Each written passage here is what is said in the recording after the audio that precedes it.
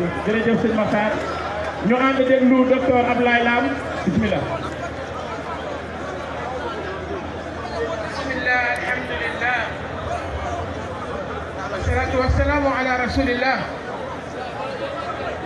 wa ala alihi wa sahbihi wa man wala. ok assalamu aleykum wa rahmatullahi wa barakatuh. ñu ngi leen di nuyu yéen waa Sénégal di am fierté ci yéen ndax seeni taxawaay yu am solo di nuyu kilifa yi fi teew waaye di wane sama mbégte ci jeunesse bi nga xam ne ñoom ñooy majorité bi. jeunesse bi dama bëgg ngeen yëkkati seen loxo ba ñëpp gis leen.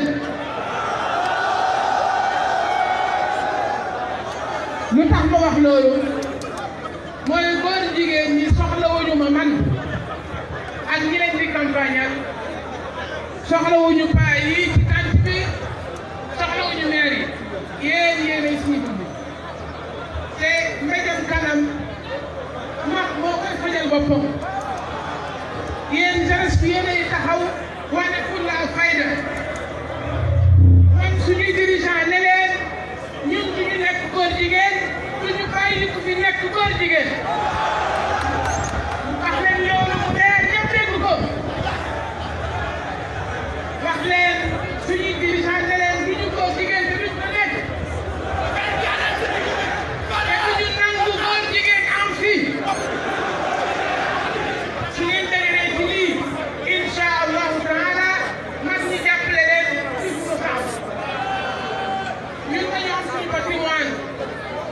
li ñu fi Cheikh Ahmed Bamba bàyyee li ñu fi Alaaji Malick bàyyee li ñu fi Alaaji Abdoulaye Niass bàyyee loolu mooy l'islam.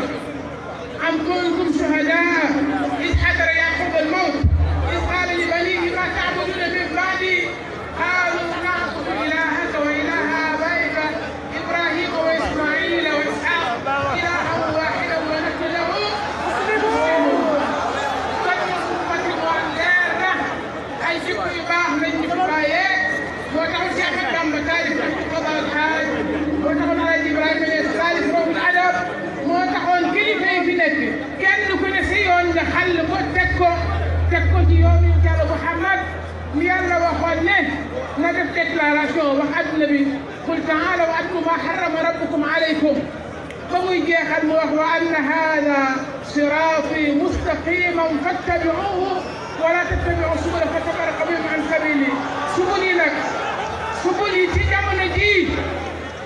ci jamono jii bi nga xam ne junney seytaane wala lu ko ëpp ñu ngi taxaw ca kaw di woo nit ñi muy ak góor jigéen lànk leen ko wax leen ni ñoo lànk góor jigéen du fi am ñoo lànk góor jigéen du fi am ñoo lànk góor jigéen du fi am. assalaamu aleykum wa rahmatullahi wa barakaatu. jërëjëf docteur